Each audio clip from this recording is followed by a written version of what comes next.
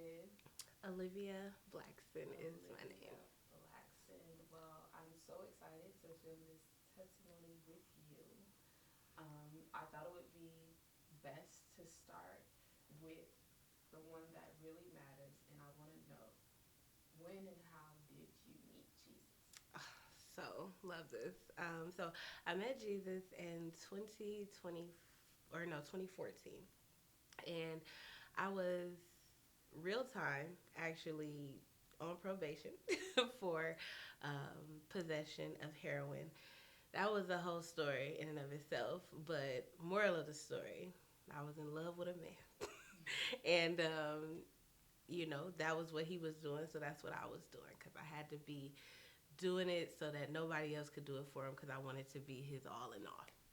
Moral of the story, which is funny, but anyway, so I was smuggling drugs to him. That's what I was doing, and I ended up getting hit by a semi truck, and I got put on probation for 2 years. But I wouldn't stop smoking weed. I want to say I couldn't, but I really couldn't stop smoking weed. I just needed to be high. Life was stressful, and so in that, I kept smoking weed, and I ended up missing all of my probation stuff. I was supposed to be somewhere to drop, wouldn't go. I was supposed to be signing in at a kiosk, wouldn't go. And so I eventually showed up to see my probation officer. And when I got there, she was like, "You going to jail for 3 days because this is basically a little spank on the hand for not doing your probation." And she told me, she said, "If I see you again and you drop dirty or anything, you miss any steps, then you are going to jail for the mandatory 2 to 8 years that I had hanging over my head." And so I was like, okay. So I went to jail for 3 days, and it was very good. But then I got out, and to celebrate, I smoked some weed because it was a celebration. And so my cousin though was about to get baptized. She was full on like she was chasing God, right? I was not. She was. But I wanted to support her in what she was doing. And so she was like, "Cuz I'm getting baptized. I want you to come to the church and see me." And I said, "Okay, girl, I'm going to come." Well, I was trying to stop smoking weed for real. So I was trying to do drugs that only stayed in your system for a short amount of time. So at that point, I was chewing perks. I was drinking a lot. And eventually that night, the night before her baptism, I had ran low. I was dry, so I had to call up one of my little friends. And he like, "Well, come over." And I'm like, "Well, you gotta pick me up." So we was drinking, doing pills, all the things.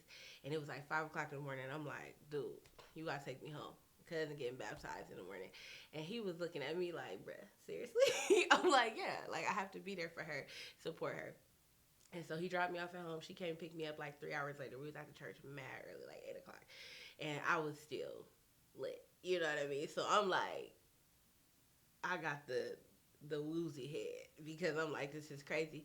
But then so the pastor was preaching. I think it was Acts 3 about the man who was at the gate of Beautiful, and he preached his message and he started singing this song like in the middle of his sermon, and I was like, this is a really nice song, like so I get up and I start praising God, lit, like yes, yes, and the Holy Ghost just grabbed me, and I had he did I received so much deliverance that day, so much freedom, like, and I had an actual encounter with him, and I met Jesus and he met me, and I was like, "Oh, this is a whole new life." And when I got up, I was completely different. um and that's my encounter with Jesus. But I want to say this because I knew I had changed. I knew I didn't desire the things that I was doing. Like, I immediately went in and started reading my Bible. I immediately started just listening to worship music and stuff. But I couldn't understand the desire for other stuff after the, I, for lack of a better term, honeymoon phase wore off. I was like, "What is this?" And I was inquiring of people, and I'm like, "Bruh, why do I want to smoke weed? I thought I got saved." And I was told, "It's just the flesh." You always gonna be in a war with the flesh, and and and that makes sense. But it also, I didn't understand. I felt like it was more than that. I felt like it was like, I know I met Jesus. Like, I'm not just, you know what I mean? Like, but I don't know. For me, I was just perplexed because eventually it did get to a point where I was just like, well, if I'm not going to get this thing right, I may as well just kind of do both. Because I couldn't, before in my encounters of going to church, it was like I just stopped going to church because I didn't encounter Jesus. But now that I had encountered Jesus, I'm like, I can't stop going to church because I actually met him, but I also, for some reason, can't stop this other stuff I got going on. Okay, okay. So here you talk about you had an encounter with Jesus and it was very real. But then you talked about this other portion to where you're like, I don't understand why I have a desire for Jesus and a desire for these other things that have been told to you that they were the flesh and are, right? So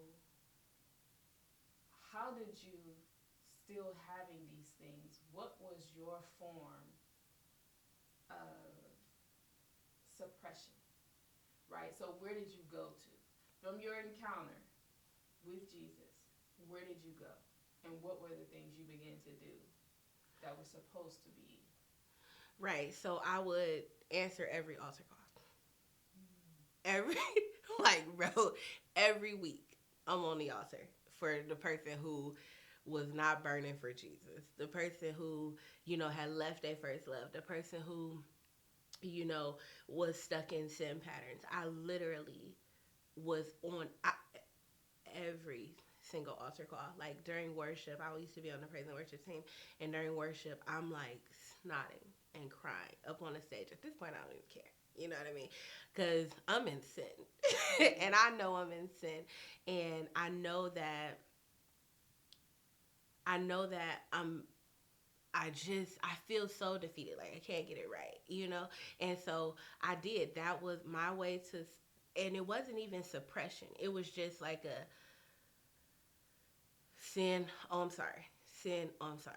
Sin, oh, I'm sorry. And it was like every week, every opportunity that I had to be on the altar to get hands laid and the oil and the prophecy and all the things, I just went to get it because that's what I felt like would sustain me. And I thought every time though that when I left, I was gonna make different choices. Okay, okay. And so then at some point in this, though, there was a break from doing the old things. At some point, there's a break that happens, and now you are um, with you and everyone else who's a part of this church. You're all in. You're Right. all in the things, Mm-hmm. right? You said you're on the praise and worship team, but then something else happens, right? Where you now receive this call within the church. So tell us about that. Tell us about what Okay. was happening. Yeah, so There. that was 2020. And that was the top of 2020. So, like, it was like January, and I was listening to this woman of God, and she was like, you know what? You got to get you an altar in your house, and you got to learn how to pray, and you got to learn how to have a relationship with God. And I was like, you know what? I want that. Like, because at the end of 2019, that's when I started to really discover the weight of the voice of God. So he would be telling me stuff that if I didn't do it, horrible things happen, right? And like intercession, like people that he wanted me to intercede for that I didn't intercede for, and I seen calamity hit their house. Or then it was times where he told me to do something, and in that moment I was obedient. So I would see people's lives being spared and all type of stuff. So it was like, and so at the end of 2019, he told me, he said, I'm gonna use your voice. I'm going to use your voice and all of these things. And I said, oh, this is great. But it's 2019 and I was actively having sex outside of marriage with the man that I ended up marrying. And I was doing all the things though Like I was in the world. Like I was at the bar. Like I was full on, and I was smoking the cigarettes. I was kicking it. Like, but then at the same time, God spoke this word to me at the end of 2019. And so when the lady was preaching, and I was like, you know what, I'm just gonna be serious about God for real. Like I mean it. And so I took all my stuff out my closet, and I got me some white sheets, some white blankets, and a white curtain, and I began to really pray. And in that prayer, God really mantled my heart with his heart. Like he like laid his heart on top of mine and was like, "Listen, I need more from you first, and I need more from my people, and I need you to allow me to just be a voice in you to say what I'm saying." And so that's when I got serious. But then I also had this one, so I had quit partying. I had quit smoking. I had quit drinking. But I had Bay. I had the Bay, right? The Bay, and at this point, he was in the church. Okay. Okay, Okay. so So stop. yeah. Okay. So because we want to address this, right? Because you okay. So it starts 2014. You get saved, Mhm. but you're still in your cycle of sin, Yeah. right? And still pursuing God. You're still showing up to pursue God, but you're still in your cycle of sin. And then you're in this church, and so you say God called you. You answered the call 2019, Yeah. but you have a bae. So I want to know, how did this bae enter your life? Okay. So, in 2017, this was 2017. I was dating. By this time, I'm smoking weed. I'm kicking it. I was dating this truck driver that I met, and it matters, and you'll know later. But I was dating this truck driver that I had met at my job. I was infatuated with this man. Like I didn't love him, but I could have. And so one day, my cousin, the same cousin that had took me or that I had went to see get baptized, she was like, I was with her when he called me, and she had never heard me interact with him. And so when she did, she's a seer. Gift of discerning of spirits was like top notch. And as soon as I got off the phone with him, she was like, "Who is he?" And I was like, "It's my boo. I met him at my job." And she was like, "Nah, something up with him. Cause the way you talking to him is crazy." And we weren't having. It was just very open, very like raw, very too close for a person I had just met. And she was concerned. So she was like, "What? Who is he?" And so she began to question me about him. And in her questioning, in me trusting her gift, because obviously I didn't, I wasn't discerning nothing. In me trusting her gift, I ended up doing a background check. Now, right before I did this, right after I did this background check, I found out that he is married. Like I paid. I paid for a real background check, and that's when I discovered he had a wife with a son, and she was pregnant with another child. And so I took that blow, and I was like, dang. And he was calling me. He's like, you don't understand, all the things. And I'm just like, no, I don't want to deal with you no more. And so right after that, I go to church for rehearsal, and the pastor wants to have a meeting.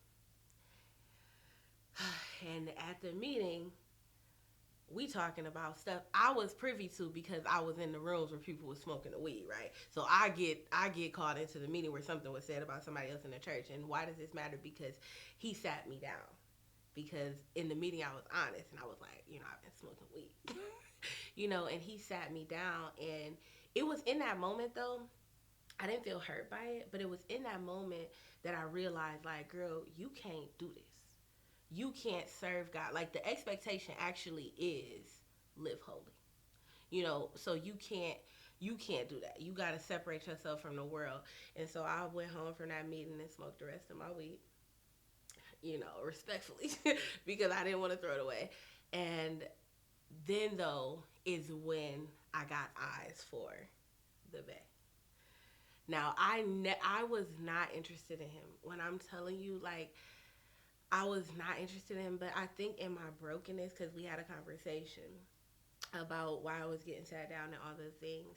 And in my brokenness, I feel like there was something in me, that he was like drawn to. So this babe you is from the church. Yes. Okay. Yes, he was playing the organ at the church and he had just got there that month. This is what's crazy. He had just got there within that month and I wasn't interested in him. And to be honest, now we getting into the nitty gritty. To be honest, if he had eventually, I was so not looking at him that he was talking to my cousin at the time.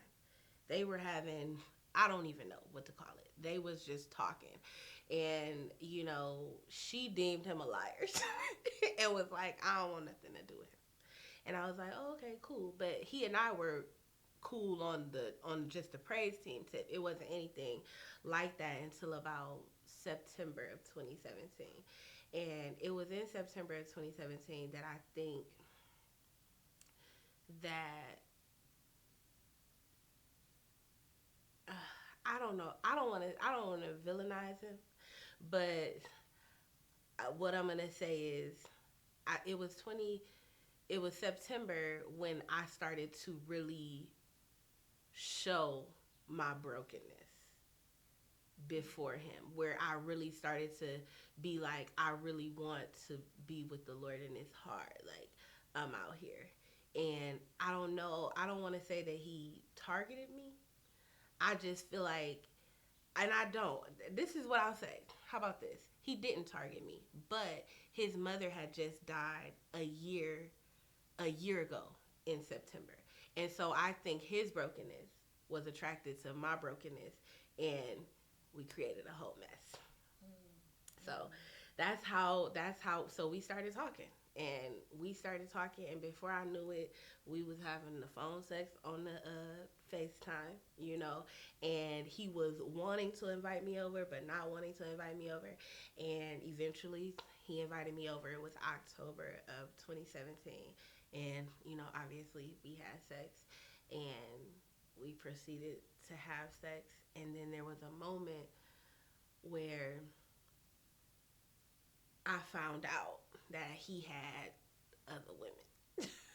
And it was okay because I had a roster too. Like, he wasn't like my only person. He was just my most convenient person. He brought spice, what I'm saying, to the situation, which this was this false sense of security and this false sense of love and desire of me, but it also wasn't real. Right, and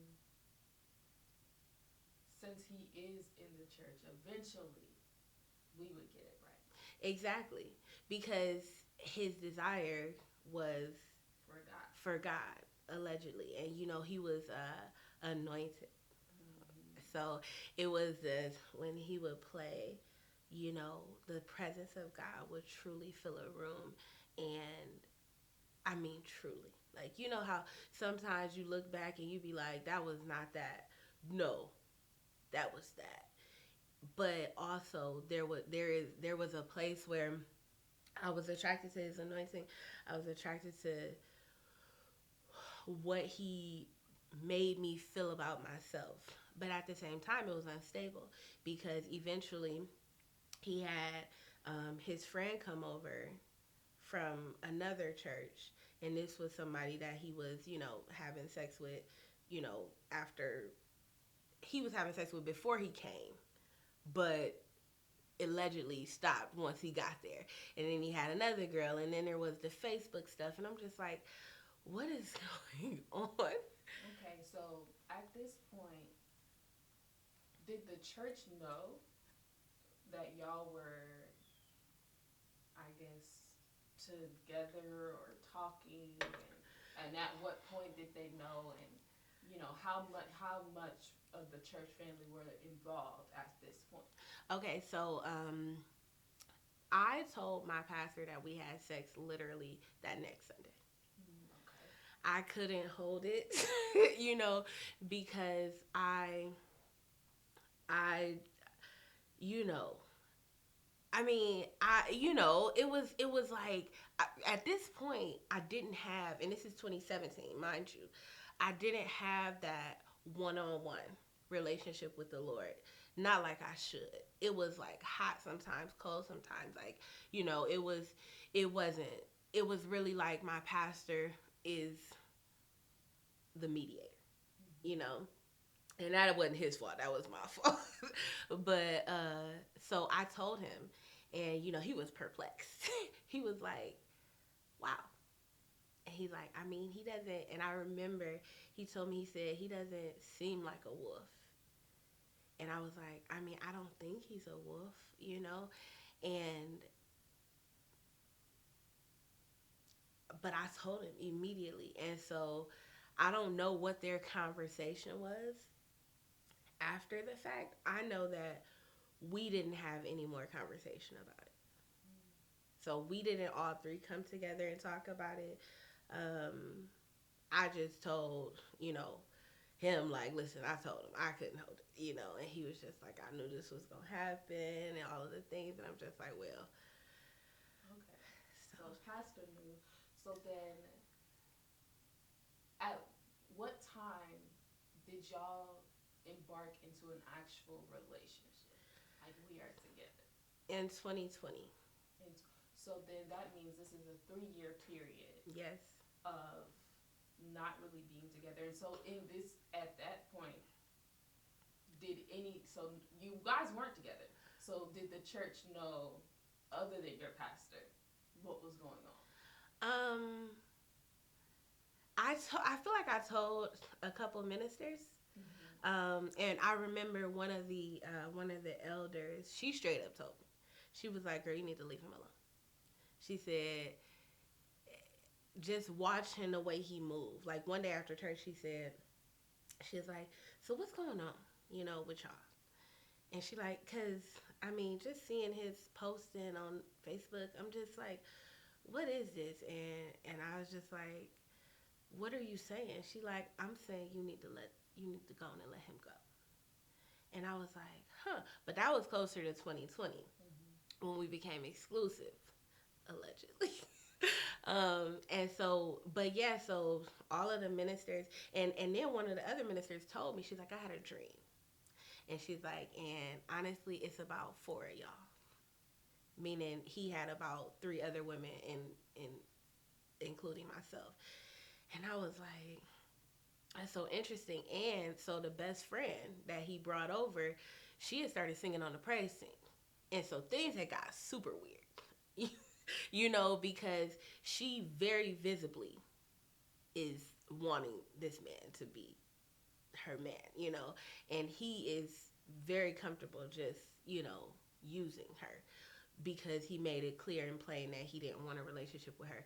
But then he had another girl who was at another church, and I had my own roster up until 2020. Like I'm not pretending to be like 100%, innocent in the situation because I wasn't looking for exclusivity from him because I wasn't being exclusive with him.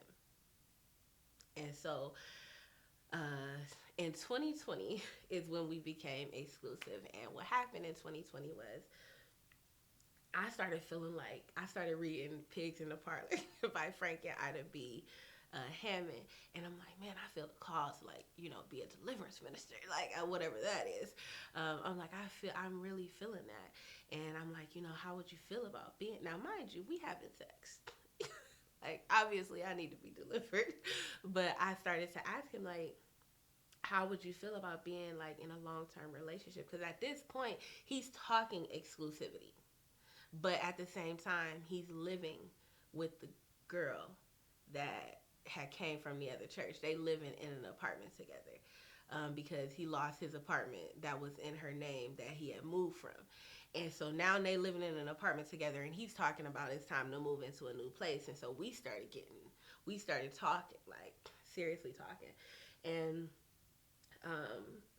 he said, I said, how would you feel about this?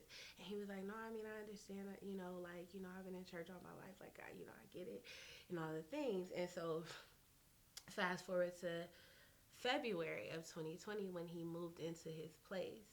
Well, really, it was January, but February 2020, he moved into his place. It was our first Valentine's Day exclusively in a relationship. And um, I hear a knock on the door. We in the back taking shots of Patron. And mind you, this is after I'm becoming a deliverance minister. We taking shots of Patron, and we hear a knock at the door, and he like, stay here. So I stayed in the back room. He go up to the front, and he comes to the back, and he says, I ain't gonna say her name, but he says, such and such is here. And I'm like, here for what? And he's like, I don't know. But then I'm like, how she even know where you live? Because you just moved here. I'm confused. And so I ended up going out there to confront, and she started banging on the little slide thing. She like, come outside, come outside. And he was like, no, what is you doing here? And so now mind you, we are the saints of God. Okay, this might be a Saturday, so I'm gonna be at church that next day, or maybe been a Thursday or something, because I do feel like a couple days passed before we got to church. And so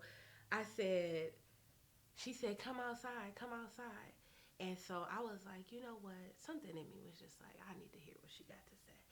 And so I went outside to talk to her. And he ended up calling the police because he didn't want me to talk to her, obviously. And so the police came, and I said, I'm leaving with her. I said, and the police was like, and he wanted to be like, no, please don't. But the police were like, listen, she want to leave. She leaving. That's her ride. And then the dispute is going to be over. So when we get in the car, she hands me her phone. She's like, look at the text messages. And so I'm reading all the text messages. He's talking about me like a dog. He like, she not my type. Why would you even think I would be interested in somebody like her? Mind you, I married him 8 months later. But why would you think I would be interested in somebody like her? Like, all the things. And I'm just like, dang. And so he calls. He's been blowing my phone up. I'm not picking up. And so he starts calling her phone. And she picks up. And he says, I'll never forget this. He says, she's like, hello. He's like, put Olivia on the phone. And he was like, and she was like, no. And he was like, I don't want you. I want her. And it was in that moment where I was like, he does want me. Now, that is in itself crazy. But that's what went through my mind. Like, he does actually want me. He just is broken. Yeah. So, so that is, so then in the midst, so what we have now is 2019, you hear the voice of God. Mm-hmm. You get you a prayer closet. Yeah. And here we are, 2020 February. And we're still, babe is still a problem. Because at this point, there have been things that changed, right? Yeah. So we've eliminated all the other people, all the other men. We're like, okay, we're going to try to pursue a path that would lead us to being in the deliverance, into holiness, right? Try to do this right. But for some reason, while you have this prayer closet, while you're seeing people, say like you're doing the things, mm-hmm. There's still this bae situation, right? That's interesting, right? Interesting. Whether the red flags, right? So I would ask you, were there red flags? But we're not. So at what point? Because you said you married him. Mm-hmm. So the time after that, from this Valentine's Day to the point of marriage, right? How did we get here? How do we get to marriage? How do we get to marriage? And then also, too, what were the things as far as the call that began to happen, right? Because now you've answered the voice of God yourself, but what happened in the church concerning the call? Right. So I had began to really be, I hate the terminology today, but used of the Lord. And so he was flowing through me in like prophetic song, and like he's dropping real life moves of the Holy Spirit. Um, and like there have been times the Lord has given me the word of the Lord, and I'm like moving in all of these things, and I hate to diminish them, but now I realize it was just a gift. It wasn't a surrendered heart and a surrendered life. It was just like God being God. Like this is not, this is just God overriding who you are to meet the needs of his people. And so, yeah, so in prophetic song, like it was really going in prophetic song. Like prophetic song was songing and just really being surrendered to the Lord. Like, because I feel like with regard to the actual prophecy and everything, all of that actually unlocked after I got married. And so that kind of made me feel as though, everything that I was seeing in my marriage, it was full on delusion, right? Because it made me feel like everything that I was seeing, the trouble, the turbulence, was all because God was doing this thing and God had mantled me with this prophetic mantle and all, but really I feel like the frustration was always, it was God. The turbulence was always like, look at your foundation, look at your foundation, but I just couldn't, because I was delusional, and I thought that I had made this covenant, and so all of hell had come up against me. Right. Okay. And so, because you told me of a few instances before you got married where the Lord had showed you or spoke to you something, right? You've told me about a dream, and you've Mm-hmm. told me He's spoken to you. So could you share those and share at the time what you thought that meant? Right. So I used to have dreams about him and other women, and I thought it was me not walking in forgiveness. I thought it was me being bitter or holding on to the past. So in those moments, I would go into fasting and prayer, and I would just begin to pray my issues away, because surely God wasn't showing me that He had other women, because He didn't. He told me He didn't. So why would God be saying contrary to something that this man is saying? Because it wasn't true. That's why. But and so the dreams of the other women, and then it was, I'm gonna flash forward all the way to the day before we got married. So the day we got married, the day before we, oh no, I'm not. I'm gonna go to the time we went to get the marriage license. So there was this there was this thing in me that felt like he wasn't serious. And now that I think about it, like it's like, but there was this part of me that's like, he's not serious about marrying me. He's not serious about committing to me. And so he's like, well, you know what? To show you that I'm serious, let's just go downtown to get a marriage license. And every single month that it expires, we're just gonna go and get a new one to show you that I'm committed to actually being with you. And so we go downtown to get a marriage license. And the whole time he was so mean. Like he was so mean. He was just mean to me. And there was a point where they told him that he needed his divorce decree from his last marriage, um, which I found didn't exist because he was still married when we got married. That I didn't actually know about that, but get the divorce decree, and he was gone for like 35 minutes, and I was sitting on a bench by myself, looking crazy, right? Because I'm outside the office where people go to get the paperwork, and it never clicked to me. Like, girl, look at you. You know what I mean? You by yourself waiting to just get a certificate. What do you think the marriage will look like? And so I didn't take that as a sign from the Lord. I don't know. I was just what they used to say, stuck on stupid, riding on dumb. That's what I was. And so then the day before we got married, I was sitting in the car, and the Lord told me, He said, "Listen," He said, "He is a little boy stuck in a man's body." And in that moment, I was like, "Oh, that poor man," like, he's trying his best, but I didn't say, "Okay, Lord, do you want me to be with him?" Because I had already decided. I had been having sex with this man for 3 years. I couldn't very well leave the situation empty handed. I couldn't deal with the shame because I wasn't leaving my church. Like, this my church. I don't want to be ashamed. I don't want him to bring another woman in here. I don't like, we got too much skin in the game. So the only solution is marriage. Not stop having sex.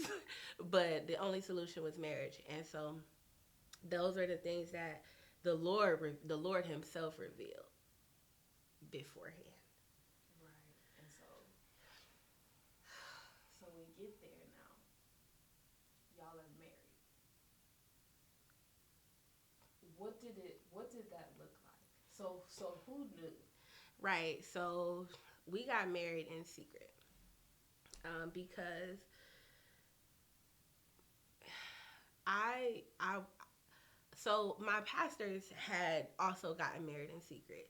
And so, looking at their love and looking at, my pastor's commitment to his wife and everything, I'm just like, this is not a horrible thing, like, if they, been married 20 some years and they got married in private, then surely, I can get married in private. And so neither one of our children were there when we got married. Neither one of our children knew that we were married.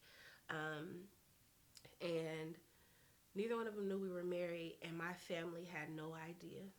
My dad had met him once. My mom had met him, I believe, once. My grandmother had never met him. Tristan, that's my son. He had gotten to know him with regard to just being in a church setting, but we didn't know each other's family. Like, I had met his family, but it wasn't like we weren't a part of each other's anything. And so I ended up just telling my parents and my grandma and all of my family secondarily, like, I got married. Mm. So you told them you were married, and then the church family knew because the pastor No. So nobody in the church really knew that we were married until a year later. Like, until a whole year later, nobody knew that we were married. And so that was our plan. Our plan was to not tell anyone until a year. And we were still living separately. And we were supposed to come together at the when his lease was over in 2021 to go ahead and live together.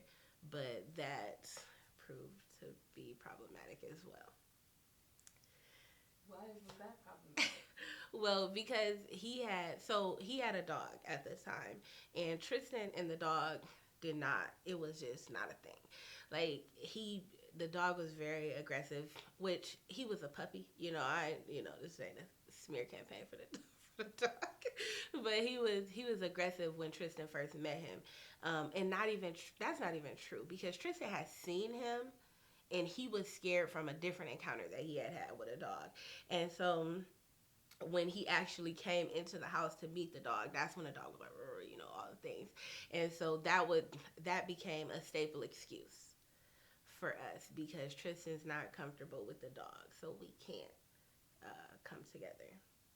And so I was like, let's just have him come over and see him in the crate and all the things. I'm like, we gotta, because we're married at this point, so we've got to merge families.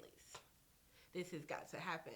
And he was just like, uh, it wasn't that I don't feel like it was that he didn't want to. It was. It was. He didn't want to. He didn't want to live together because he wanted to, be single with the benefits of marriage. Okay, yes. And so then here you are. So how long did you live apart while you were married? For 2 years. For 2 years. Hmm. And so what is that like then? Because now you're after a year, everybody knows Right. you're married. Hmm. Do they know you're living apart? No. The people that knew him separately knew we were living apart. Um, my family, my sister knew obviously because I was living in her house. Um, but like, and my mom and everybody, like, they all knew, but then they also knew the dog situation, Mm-hmm. and they knew that the apartment was too small for us to coexist outside of the dog being a part of things. But then so for me it got complicated because I had to leave my child to be with my husband, and that bothered me deeply because it's like I can only have a life with you separate from the life I already have. And this child is my life. And so that became problematic. And it was like he was coming here when things were well, you know but if he didn't want me over there, it was a whole big. So 6 months, this is what I want to say this real quick. 6 months after we got married, I knew I made a bad decision. Interesting. Why do you say that? So 6 months after we got married, we planned a family vacation to go to Georgia to visit his aunt. But then there's the dog. So mind you, I told you that he was living with this girl that was his best friend. Um, you know,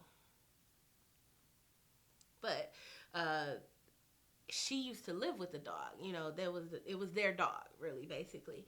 And so if all five of us are going on a vacation, what are we gonna do with the dog? Well, the girl, I was gonna call her the girlfriend, Lord. The girl didn't have her own place, and so she couldn't take the dog to go and stay with her. So then it became, can she stay at the apartment while we're in Georgia? And at first I was like, nah, like I don't trust her. She don't know we married. This is weird to me. Like I don't like it.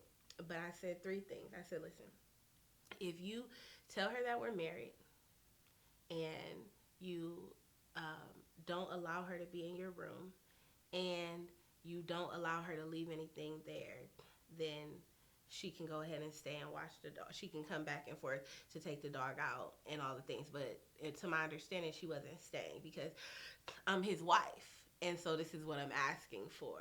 And you would think that this would be the, it's etched in stone because this is a decision that we've come to for me to be comfortable as his wife. And so when we got back, I came into the house and she had cooked them dinner. And there was dinner on the stove that she had made for them. And then I went back to his room and there was her whole work setup next to his bed and her name tag on the table. And I said, "What is this?" I'm so confused. And he's like, "Oh, that's such and such stuff. She was having trouble logging into the Wi-Fi, so I told her that she could come and set up back here."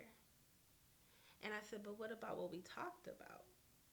Like, I'm confused. What about what we talked about? And he said, uh, basically, it didn't matter. So I flipped out. 0 to 100. Like I flipped out. But I flipped out because one, I was super disappointed and I was hurt. Like, but I didn't have language for that. I just knew that me marrying you was supposed to mean something. That's what it was. Me marrying you was supposed to mean that I mattered. You know what I mean? That you wouldn't be making decisions without me. That, we would be in this together. And so I got so mad, and then so this was a Saturday night. So that next Sunday we're due at church. Um, he didn't have a car at the time, and so I used to be picking him up uh, from his apartment, and we would all go to church together, me and us and the kids. And that day, he's like, "I'm gonna get a lift." I said, "Okay, that's fine, because you mad, I'm mad. I don't want to, I don't want to see you anyway." And after after we all got to church, he was being mean to me as if I had done something to him. And then he goes over to his friend, because mind you, she's still at the church. He goes over to his friend and he says, "Hey, I need your car to go to the gas station." And she gives him the keys, and he drives off of this is my husband at the time, and she drives off of and he drives off to the gas station in her car. And it was in that moment I said, "Oh yeah, I shouldn't have done this. Like, this is not this is not." And so afterwards I said, "Listen, here are the options. You can either be friends with her or we can stay married." And he did not choose to end the relationship with her, but I stayed married to him. And so, what prompted that decision for you? I think it was just stupidity, honestly, and not even just stupidity, but more so shame. I didn't want the egg on my face. I didn't want to lose. I had come this far. I did not want to. I didn't want to. I already felt like a fool. I didn't want to look like one too. Mm. But at this time, nobody even knew we were married outside of the people in church. You know what I mean? And that's the select few, But nobody actually knew we were married. Like, my family didn't know. And so the only, that's okay. Okay, so let's go back. My family did. Eventually, I told my family. Because, like, I'm creeping over this man's house at night. Like, I don't want my family to think I'm in sin. So I'm not in sin. So let me make sure I tell my core, my grandma, my mom, all the things. But, like, the internet world and all of the things, that took a major thing for me. I was like, I don't want, I just didn't want the egg on my face, if I could be honest. And so then, how did this the marriage enter into your time with God? So, in 2021, that's when we got married in November of 2020.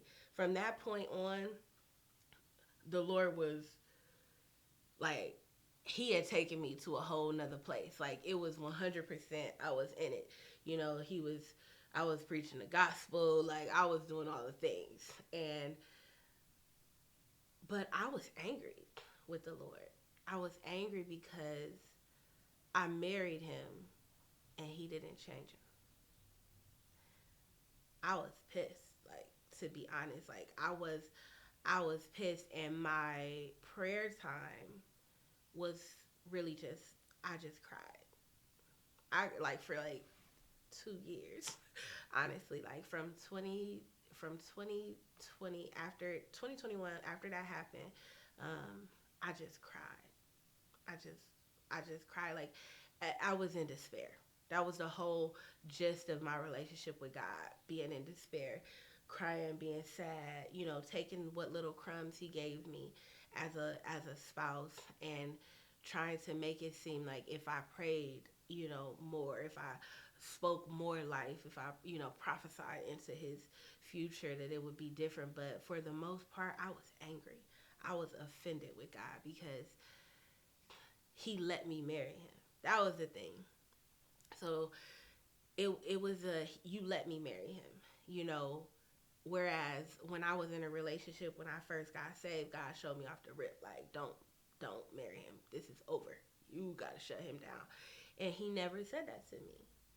And so I'm like, so I drew the conclusion that, God, you let me do this. And so even in prayer, my tears were bitter. They were bitter tears. They were tears of bitterness, tears of offense, and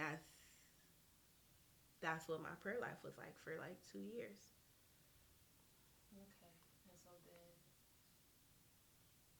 I want you to talk about the book. Okay. The book, Woman Where Are Your Accusers? So in 2022, um, my ex husband had started his catering company, and I was helping him with all of his caterings, just helping in the kitchen, like the behind the scenes type stuff, and cleaning all the things. And one day, he had a catering in Cleveland, and I had stayed back to clean up the kitchen, because I wanted him to, have a clean all the things. And so, um, in that, I went into the sanctuary because at the time he was using the church kitchen. I went into the sanctuary, um, and I I got his iPad. Now the iPad, you know how when you have Apple, it has like featured photos pop up, and so one of the featured photos was a picture of me and him, and I was like, oh, you know what I mean? Like he got a picture, and so I clicked it, and when I clicked it, I discovered a wellspring of things in the phone. There were sexually explicit videos that he had recorded that he never sent me. There were overly sexual screenshots of people's Instagram stories that he had not sent to me. There were text conversations between him and another woman that went to our church where he was saying that this girl best friend came first in his life. Nothing else mattered more than her. In reference to me, they were having a conversation about me. Um, he had pictures of him and this friend. This now, mind you, this is what I dreamt about him and these other women. So he had pictures of women in lingerie that he had sent to one of the other young ladies that was in the church. She was a massive gossiper, or whatever, and she knew about his little relationship with this other girl that had sent him this picture in this lingerie, and all of this stuff, screenshots of text messages, um, and I was pissed, and I seen red, and in seeing red, I that very day sent a message on JPay. JPay is a email service to prisons. I sent a message to my ex, who was the guy that God told me that I could not be with, but I didn't shut the door completely. I just told him, like, listen, the Lord says it's not for me. And so I sent him a message, and I told him, I said, call me. And he called me immediately. And we talked, and he made me feel better. He made me feel like loved again. He made me feel like, what I wanted did matter. And so we went on about 18 days of talking. And at first it was very light. At first it was, if you want your marriage, fight for your marriage. If you know what I mean? Like, it was very friendly, right? But then it turned into, I miss you though. I want you though, And so in that, we ended up having phone sex on the phone or whatever. And I felt horrible. Like, I felt horrible. And I was like, man, I didn't had I didn't cheated. You know what I mean? I cheated, and I knew that I breached something in the spirit because that same night that it happened, my husband, now mind you, he living in a different house, so this is how all of this is able to happen. He living in a different house, and that same day that it happened, he texted me, and he's like, "What is going on?" And he's like, "I feel weird," and so I knew that I had breached our covenant in the spirit. It was no question. You know what I mean? It was never something where it's like, oh, that's not really cheating. Like, I knew within me everything. I said, oh, I did a bad thing. And so I had told my ex, I said, he told me, so, what do you want? And I said, I want to be married. That's what's crazy. Now I'm realizing some of the idolatry of marriage, because that's what he didn't ask. He asked me, what do you want? And I said, I want to be married. And he said, okay, I'm married. He was like, I'll marry you, girl. You know, I marry you. I always used to said I would marry you. And I said, but you have to be faithful. And he was like, I'm probably not gonna do that. You know, but I will come home. And so I had to count the cost. I'm like, listen, my husband is not cheating. Because we after the whole blow up, we had ended up having a counseling session with our pastor, and he's like, this is all old stuff, none of this is current, this is not. So at this point I'm like, I've cheated on my husband and my husband has not cheated on me, and I just need to be with him because at least he's not cheating on me. Therein lies the book, Woman, Where Are Your Accusers? And so about a year passed, and I was talking to one of my friends, and I had accidentally confessed that I cheated on my husband. And she texted me, she said, listen, you need to tell him.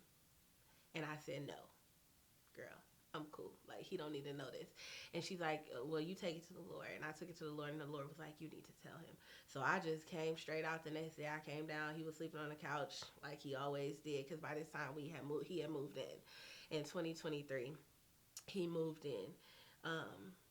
And so I told him, I confessed. So my sin was May 2022, and I confessed about a year later in 2023. And I said I cheated, I had phone sex with my ex. There it is. And he was pissed. He was pissed, and I mean, for lack of a better word, I don't want to say he made me, but yeah, he made me feel like the scum of the of the earth. And in that, I was just like, dang, Lord, like, I done cheated on him, and he's never done anything wrong. Now, mind you, up until this time, I have found all sorts of text messages. I haven't even gone into the depth of things that I found in his phone via text message with other women. Just know that there were other women. I don't feel like it's important, but I had seen so many things that were very much infidelity, but it didn't have with it the tangible confession for me to say he was cheating on me. And so I did. I confessed. And in that confession, the Lord gave me this book to write, Woman, Where Are Your Accusers? And I think in that, he was trying to shed the light on, Olivia, how did you get here? How did you become a woman who cheats on her husband? What foundational things are going on in your spirit, in your soul, that caused you to commit adultery?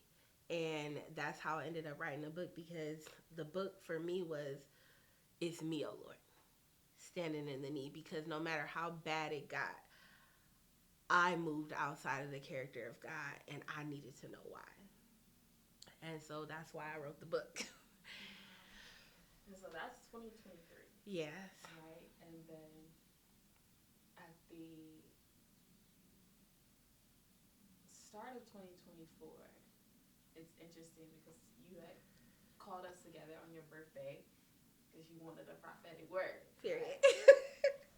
And we had just discovered, in hindsight, the prophetic word I gave you. Right. Which was that it was one about love. Mm-hmm.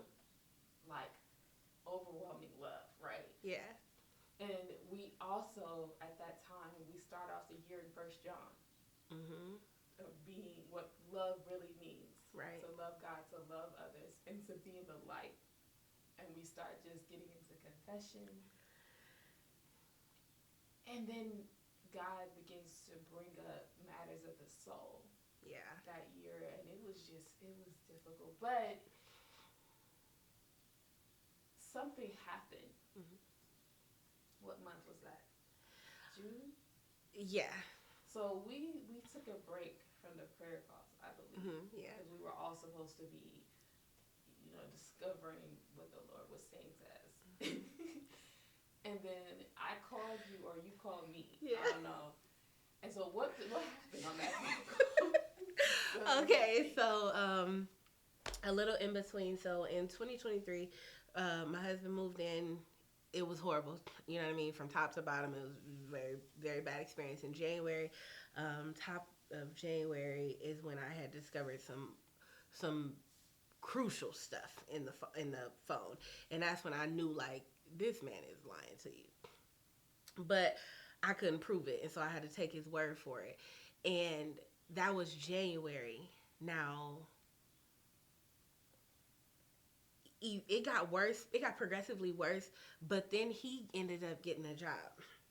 He ended up getting a job in Atlanta, um, and so I was so relieved, because and this is still 2024, so this is all leading up to what happened in June. And so 2024, he gets his job opportunity, and he's like, we should move to Atlanta. And I said, I ain't going with you. I don't trust you. I don't trust you. I cannot take my child from his foundation, his support system. Like, I can't to be with you. And I don't trust you. Like, you don't even sleep in a bed with me at this point. So I was like, nah. But then I said, you know what, Lord, this could be good. I have not rested. I have been financially carrying the load of our marriage for like the first couple years, and then when he came here for the first few months that he was here, he wasn't working, and um, so I was carrying the finance. I said, Lord, maybe this is a time for rest for me, to rest, to recharge, to kind of hone in and hear your voice and just, take care, to pour into, being a mom, and all of the things. And so I said, so maybe this is good, because he was going to be making a substantial amount of money. And when I told him, I said, you know what, this is good because I need to rest. I said, so we're going to come and I'm going to rest. And he hit me with, so you ain't going to have no job? And I'm thinking like, no, you know what I mean? Like, naturally, I'm depleted. Like, I am pounds above what I was when we got married. Like, I had really, really fully and given into like food addiction. Like, I was eating 6 and 7 times a day, like full meals. Like, I was like, my stomach felt like a bottomless pit. And I knew that there was something wrong, but I didn't know how to fix it, because I had done as much work on myself within our marriage that I could do before I needed for him to do some work. And so, in order for it to work for both of us. And so he said, listen, I'm going down to Atlanta to do my orientation. So he started going and really kind of just staying there. And so I said, well, Lord, I am leaving. I have given up all of this stuff. I've given up all of the things. I've said that I'm leaving, and I want to go see my ex in jail. And so I said, Lord, I need you to tell me if I can go. And he said, yeah. He said, you can go. And he said, but don't email him and don't talk to him on the phone. And I said, okay. And so I get all dolled up, and I drive an hour to Mansfield, and I go in and I get us some little tokens so we could take pictures. And I get into the visitation room, and I'm waiting. And I'm waiting, and I'm waiting, and I'm waiting. And the lady calls me up, and she says, he said he not coming because he don't know who it is. And he didn't know who it is because I didn't email him and I didn't call. And so I got in the car, and I just was like, and this might have been April. This might not have even been June yet, because June is when I finally stopped running from the Lord, and we started actually talking about what the will of God was. And so that's when you called me, and he's like, what's going on? And I was like, maybe it was, who knows? May, because that's between April and June. Yeah, so then you called me, and I told you, I confessed. I said, girl, I went to go see my ex in jail, and you was like, oh. You was like, oh, this is good. Okay, so what made you do that? And I had all these answers, right? I'm like, I just want to be around somebody who doesn't have any expectations from me. I just want to be with somebody who I can feel loved around. And she was like, or she, as if it's not you. And you were like, okay, but what do you think God is saying to you? Like, what is this about? And you were like, I feel like God wants to talk to you about your marriage. I think, was that exactly how you said it? Yeah. Yeah, because I feel like at some point in our conversation, it became, I've done this, Mm-hmm. but I'm gonna obey the Lord. Like I'm going to. It's fine. We're married. I'm gonna go with Resolve. Him. Yep. And that's when I was like, in my spirit, I was like, nah, something ain't. This ain't it. Yeah. Because I said God is good, Right. and I was like, and marriage is good. Mm-hmm. And so the type of resolve you're talking about Was isn't in not good. alignment Yeah. with God or what He said about marriage. And so I said, I think you need to talk to God about your marriage because what is going on? Yeah, and so I didn't. Right. Did not follow wise counsel. But eventually, I just got tired. You know how you just get. I just got tired. I got tired of running. I got tired of all of it, and I just was like, okay, let's talk about it. And I sat with the Lord, and I cried, and I cried, and He straight up was like, "This is not my desire for you." He's like, this is not my desire, and He said, I have given. He said, marriage is to bring me glory. Marriage is supposed to look like my relationship with the bride of Christ. Like, and this is not it. He told me, he said, go read Ephesians 5 and do not settle. And I said, oh. So I went to read it and I was like, this is good, Lord. This means that if we submit our marriage to you, then it can be blessed and fruitful. If he loves me like you love the church and gives, and if I submit to Him and respect Him as unto the Lord, if we really allow you into this marriage to be the head of it, then these issues are not even issues. This is nothing that you cannot, through your light and through your love, correct if we just submit. And Yeah.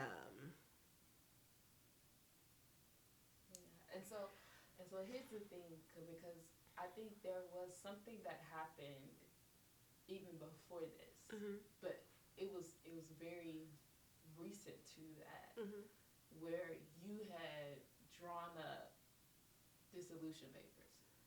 yeah, Like something happened and you were like, I'm done. yeah. And what Okay, so this was after I told you about when I had found the paper. Okay, so it was the beginning of 2023. That's the year it was. It was 2023, or maybe it wasn't. I don't know. Anyway, what I do know, Yeah. Something happened in 2024. something happened in It was 2024. very recent, and you had told me, and you were like, God said. And I think so. Maybe it wasn't 2023. Maybe it was actually 2024 then. Yeah. Where I had found like gut wrenching text messages where he was texting this girl best friend, and he was basically saying how much he loved her, and it was so deep and so intimate. And I was just I was and then he was texting the woman that he had had an affair with his first wife, and he was so deep and so intimate and tell her I love you and all of these things. And I yes, that was the year. That was when it happened, because I forgave him because he didn't know what I had done. Because I was like, what's the difference between what I just found and what I had done? And so I felt like I couldn't divorce him, but I was going to though. Here's the thing though. So I was like, I can't divorce him because I done X, Y, and Z, but I wrote them dissolution papers. If I said, listen, we're done, friend, like it's over. And the Lord said to me, you No, that's not what happened. Oh, that's not what happened. That wasn't the straw for me. I found his phone, and in his phone, he had the girl that was his best friend listed as his spouse on his emergency contact. Yep, that's what did it. That's what made me fill out this solution. I was done. Yeah, now it's coming back. Now it's coming back. I was so that's what happened. And so you know what I did that night? I said, let me go to the emergency contact because maybe this just happens, right? Maybe this just happens. Um, and so I put in a contact, and I seen though that you had to select your relationship with that person. They got friend, they got employer, they got all sorts of things. Mother, father, sister, they got all of the things. And he selected spouse and put her as his spouse on his emergency contact.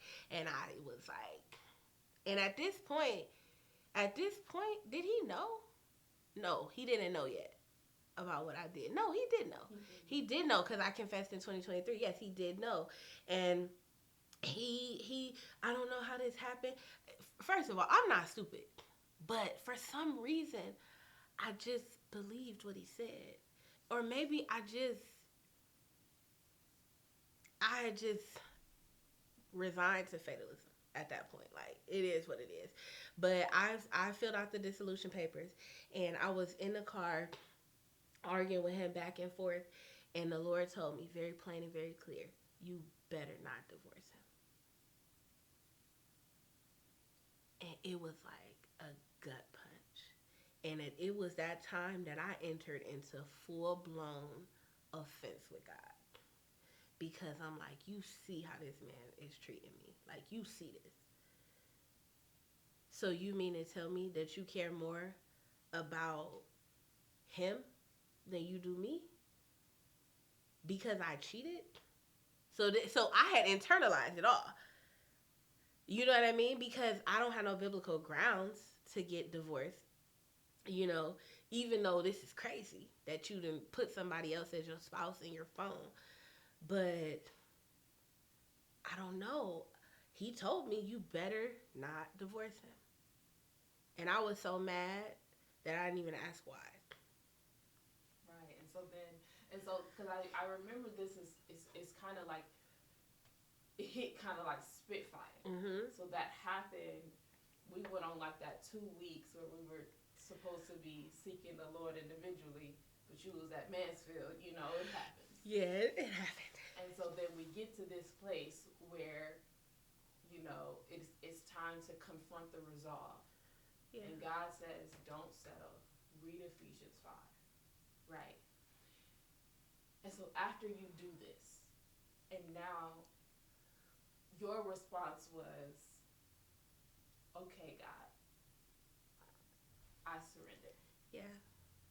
Right? So what does this look like, this new surrender? What was it that you had to do in this moment? So in this moment, I had to talk to my husband. I had to talk to my husband. I had to really talk to him about where we were.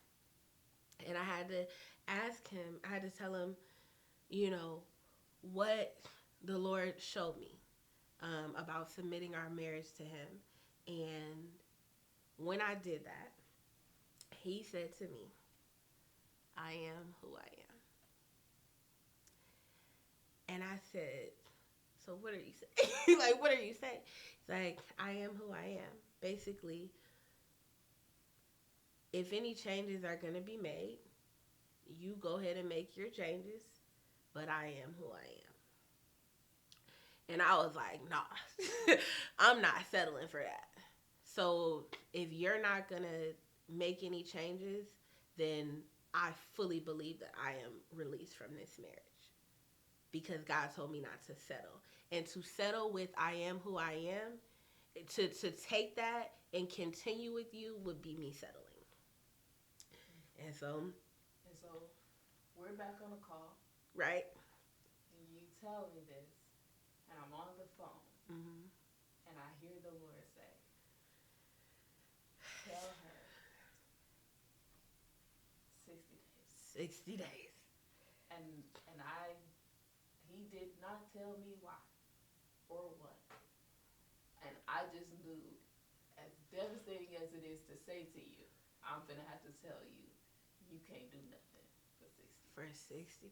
I was devastated. I'm like, Lord. And so I'm just like, okay, give it 60. Because I was ready. Like, I already had the papers ready. I'm like, listen, we about to dissolve this thing. So in the 60 days, I began to seek the Lord about why. I'm like, why am I waiting 60 days? Like, this man don't want to change. Like, but the reason being was I chose my way into this marriage. And the 60 days was solely for me to submit the pride that I had when I entered it to, okay, Lord, I have found myself in this position. It's what I shouldn't have done at the first, right?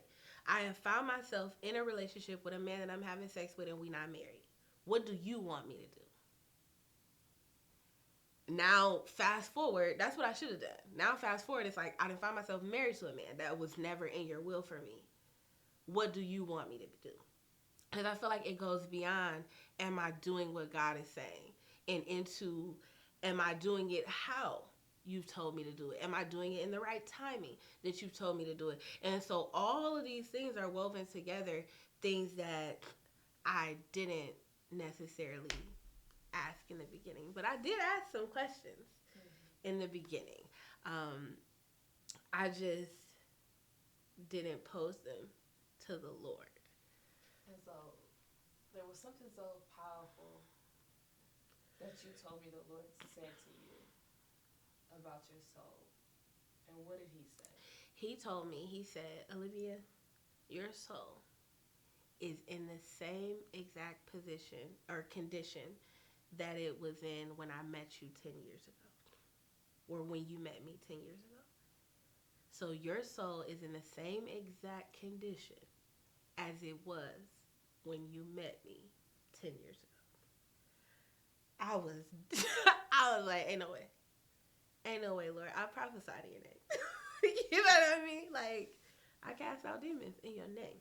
There's no way that my soul is still in the same condition. But he wasn't lying. Like, and so what happened in the 60 days? I had to address everything that was broken in me that led me to make this poor decision of marrying him. Because at this point, it's not even a matter of if divorce is a poor decision. I got to a place where divorce was the only decision. So it wasn't about that, but it got to the point where, how did you get here? How did you get to this place? How did you make this life-altering decision for yourself without consulting me? And so then, what are some of the things that God revealed to you about yourself that had you in this predicament? So one was, I was riddled with rejection. Like, I wanted somebody. I was Meredith Grey. Pick me, choose me, love me. Like, I wanted somebody to validate my importance. I wanted the marriage to make an honest woman out of me. I wanted the marriage to, like, I was filled with rejection, self-rejection, fear of rejection. I was filled with so much shame, because that was essentially, I was ashamed of the fact that I had been sleeping with this man for 3 years, and then, like, I couldn't just end it, because something has got to come out of this. It can't just be that he was somebody I was having sex with. It was lust. It was ungodly desire to have something to validate me that wasn't God. To have something outside of God to testify of my validity in the spirit, or all of the things. And so it was rejection, it was self-hatred. I and that manifested a lot within the overeating, but it was, I didn't love myself. Plain and simple. Like, I did not love myself. I did not love where I was. I didn't love who I was, how I was. I didn't love me for me. Like, and in that, God revealed all of that stuff, and he came for everything in that 60 days. But more than anything, he came for my pride. He came for my pride, and even in this humbling, because getting a divorce, me filing for divorce, right? Because I ended up filing. That was such a humbling thing for me. Even though it seemed like something that I did, you know what I mean? Like, got rid of him. Like, no, it was really like, will you take on the shame of leaving this? You know, will you submit your pride now? Because now it's like, you know, all of religion says I got divorced without biblical ground, and I, you know, all of the things. And so it's like, I had to submit all of that. And it really come to a place where I was like, Lord, if I never get married again, if the result of me getting this divorce means that I stay alone, I stay alone. Because I'd rather be alone with you than in a marriage that pushes me outside of your will. Okay, that's good. And so then, because you brought up, all of religion says I got divorced without biblical grounds, and we know God hates divorce. He does. We know. And so then, if you could sum up in one sentence why you got divorced, what would it be? I got divorced because I married outside of God's will. That's good. And so then now, something interesting took place. Right. After. Yeah. Where now we're out here. Out here. And we are having to openly confess the shame of getting a divorce with seemingly no biblical grounds, right? Mm-hmm. And so, upon that confession, what began to happen? The floodgates opened. So the first thing was, I discovered that when I first met my ex-husband, he was still married to his first wife. So in 2017, he was still married to his ex-wife. Um, and so the foundation, you know, not only was it built on fornication for he and I, but it was also built on adultery because he and his wife were still married. And so they didn't actually get divorced, or she didn't actually file for divorce until March of 2019. So that was the foundational thing. I said, okay, wow, the man was married. How did this happen? You know what I mean? So I went, so this is why I said it matters, because I went from sleeping with somebody's husband unknowingly to unknowingly again sleeping with somebody's husband. So there was that nothing actually shifted. I just shifted people. I was just, it was just a shifting of people. And so after that, I discovered that he had a girlfriend, right? And this girlfriend, he had been dealing. I had remembered seeing her phone while he was here. And maybe it's unfair to call her a girlfriend. Maybe she's just a girl that he's talking to, whatever. At that time that he was here, and I seen her number or her name, and I said, "Who is such and such?" And he flipped out, blew a gasket. You know what I mean? And but then, as I started to, well, as we, thank you for your help, as we started to clean out the house and just really kind of just remove all of the old, I found an old phone that he had left here. And in finding the old phone, I plugged it up. Now, mind you, this phone had been broken, I think, since about 2022. So since before my indiscretion, right?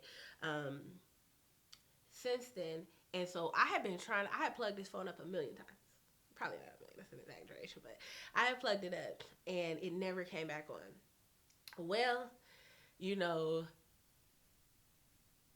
the hour came for the phone to come on. So I plugged it up and it pops on. And I find that this man been living his own life over there at his apartment. This is because this phone is from when he had his own apartment. Um, and so I find, messages where he's talking about, you can't spend a night anymore. Now, this is from 2022. Early 2022. You can't spend the night anymore, since I'm gonna be, having sex with somebody else. And I see text messages from back in 2020 when uh, when I felt like he chose me. Right, there was a message to that girl where he was explaining to her that he was so sorry about what had happened and that, he doesn't actually want to be with me. He chose the wrong person. And all of the things. And so I find all of this on his phone, women that he was dealing with just months before we got married. Now, mind you, God was showing me. He was showing me. I just wasn't believing him. And so I see all of this and I discovered that our covenant had been broken. Like I didn't break it. Like I thought, right? So I thought I broke our covenant. And I had, when I found all this information, I had already filed for divorce. And so it wasn't until I filed for divorce that I even knew that, oh, he had been cheating this whole time. Noted. Right? And to go even further, there was a woman that he was dating that reached out to one of the elders at the church I used to go to and told her, like, that's my man. And she like, nah, can't be your man. He married to, one of my spiritual daughters. And she like, nah, like, we're dating. She confronted the elder, took this information, not to me, but to the pastor, told the pastor has a meeting with my ex-husband. They have a meeting and he lies to his face. You know what I mean? And be like, nah, there's nothing like that. But still nobody tells me. So I still don't know about this. I'm just now finding about all of this, like, after the fact. And I think, so then why then is the answer not, I divorced my husband because he was a liar and a cheater? Why is that not my answer? Because that's not why. I literally, all I wanted at the time and want now is a life in God's will. Period. And so when I decided that my life would be in his will, that's why I chose divorce. Because I knew that it was nothing but so okay, let me talk about why I say that. So in 2020, when the Holy Spirit started to nudge me a little bit, like, are you sure this is what God wants? The Holy Ghost started to nudge me. I mean, he was nudging. And so I did what most well-meaning people do who are under a spirit of religion. I went to my pastor and I told him, I said, do you think, I'll never forget, it was a Wednesday night. I was like, do you think that this is the person that God wants me to be with? Like, do you think that this is what God wants for me? And he said, well, God ain't chose nobody's spouse since Adam and Eve, so is this what you want? And it was early on in the process, it was early on within the 60 days that God brought that moment back to me. Because he was like, now, we going to have to talk about how you got here. And so in that, it was early on in the 60 days because he had to show me, you asked about my will and then you walked away and chose your own. And while it was very well meaning advice, theologically correct, theologically sound, um, it was the letter, right? The letter that killeth. um, but the spirit was trying to breathe life on the letter and say, is this God's will? Forget if it's forget if God don't choose spouses. We bless, but is this what I want for you? Because you are a specific person in a specific time with a specific life that I have specifically chosen just for you. God, is this a part of it? That's so so interesting because by way of someone who's seeking God, right? But they don't know all the tools. Right. That what religion says, it says go to the elders and go to the pastors and the way of order to Yes. do things. Yeah. And so what happens when I do those things, but yet the outcome still isn't God? And I think it's religion, of course. It's when religion meets our idolatry. It's when religion meets our ignorance, right? And then just seeing when you say the Spirit breathes, what happens when the Holy Spirit speaks versus what happens when religion speaks. Right. So at one point, okay, this encounter, it's, well, God's not going to choose for you. Yeah. But I want you say, okay, because something happened in January 2024 where you went to see the woman of God. Right. Right. And I want you to talk about what she said. Okay, so in January 2024, I went to see Prophetess Miranda, and what's funny is that I didn't pay for the trip. God orchestrated it all, and He told me I needed to go, and He told me to hitch a ride with my friend, and I said my friend ain't even going there. I called my friend was going there, and so I hitched a ride with her, and what happened was the part that was crazy was the teaching. The teaching was about what happens to our children when we bring somebody into our house through marriage, and how they can go through things that we don't even know is happening because who we've decided to marry in our lust, in our desire.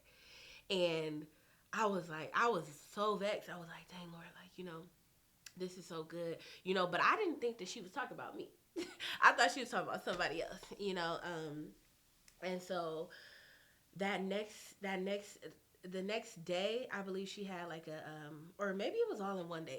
It was a long day, and so she had like this open Q&A, and I was first person. I said, look, I got a question, and so I said, how do you stay consistent in God? This was my question. How do you stay consistent in God when you have a spouse that is willfully living in sin? That was my question. And she said, And she said, well, first, what you need to do, and this is the part that I breezed past because this wasn't me. She said, first, what you need to do is you need to sit and ask God what His will is. And she's like, but if this is somebody who has a call on his life and he's anointed, and it could just be all of hell, coming up against you. And I said, it's that. And she said, okay. She said, so you need to get you some friends, get you a posse, that's going to pray and intercede. Y'all going to go to war together. And, but I'll be praying for you. So later on that night, she was going around and she was praying for everybody. And she said to me, she prayed and she laid her hands on my stomach and she said, Lord, bless this house. And then she said, I hear delusion. And she put her hands over my eyes. She said, Father, open up her eyes. And I was, boom, hit the ground. And it was so good. And I was like, I was so perplexed. And I kept sending her emails because I'm like, I'm the girl that you said that is delusion, and I need to know what you mean. And she never responded.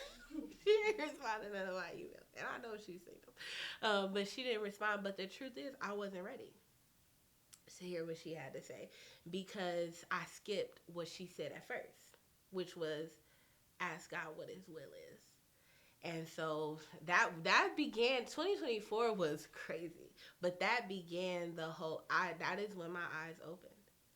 That's when, and not very many weeks later is when I found the friend girl in his phone listed as his spouse. Okay, okay. And so, you know, you speak about the will of God Mm-hmm. and on this delusion. And I remember there was a scripture that you had told me about. Do you remember which scripture it was? In Ephesians? Yes. Ephesians 5 and 17. I think where it says, and do not live foolishly, so that you might easily discern what the will of God is. Right, right. And so you had been talking about that because essentially what's been going on, right? If we listen to this story, is the Lord is speaking to you. Right. The Holy Spirit has been speaking to you. But for some reason, it just wasn't Connecting. Yeah. And then here the prophetess says, I hear delusion. Right. Right? But she opens your eyes, and then all hell kind of breaks out. Right. And so the things, what is the thing to learn then from this? And what is the connection between foolishness and delusion? Right. So for me, it was like the foolishness was I was never so it's foolish when God speaks to think that it's not the start of a conversation. You know, because religion says once God speak, that's it, right? But relationship says if I as your father ask you something or speak something to you, I want you to talk back. I want you to speak back to me. I want to. This is the beginning of a conversation. Everything is not, oh, I heard God, let me run. Right? It's I heard God, sit with him though. Because there may be other things that he's trying to say within that. So foolishness is, oh, excuse me.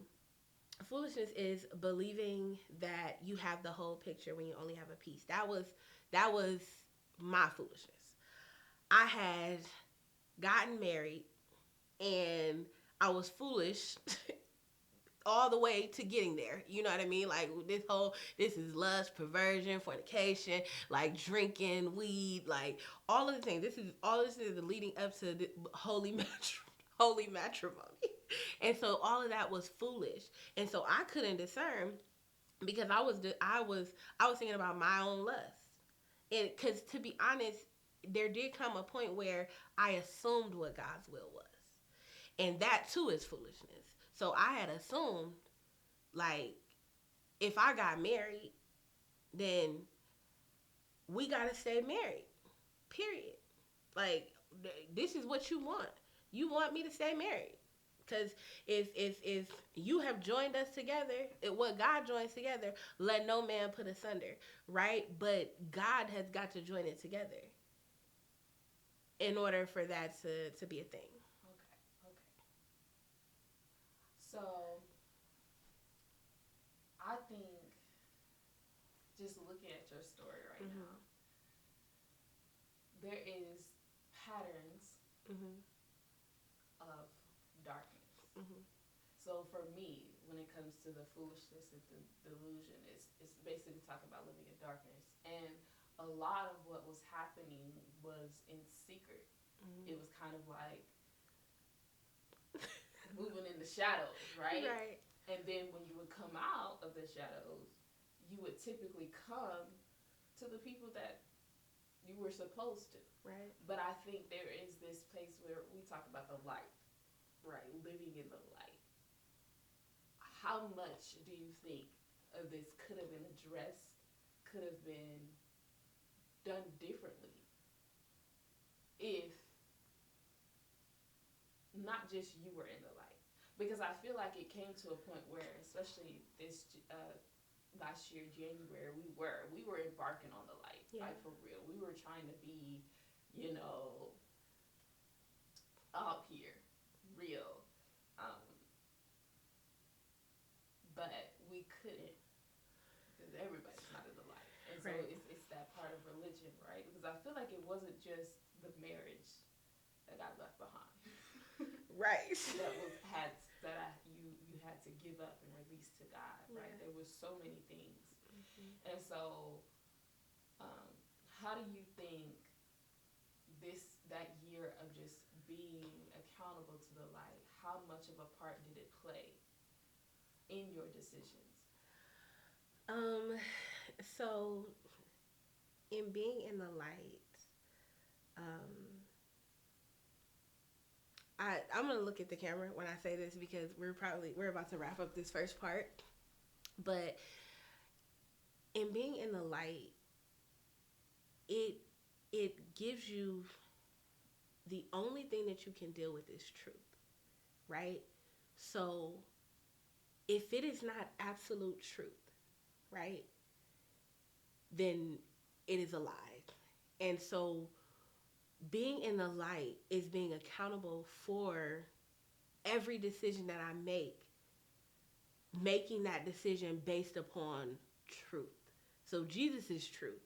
So whatever truth it is that God reveals, whether good, and this is not even real terminology, but whatever, good, bad, or ugly, right? Because everything that God reveals is good, but sometimes it feels bad and it looks ugly. But every decision being made from a place of truth is going to come for every lie that you have ever believed, every lie you ever told yourself, every lie that you have committed to. And it changed my decision so much so that I became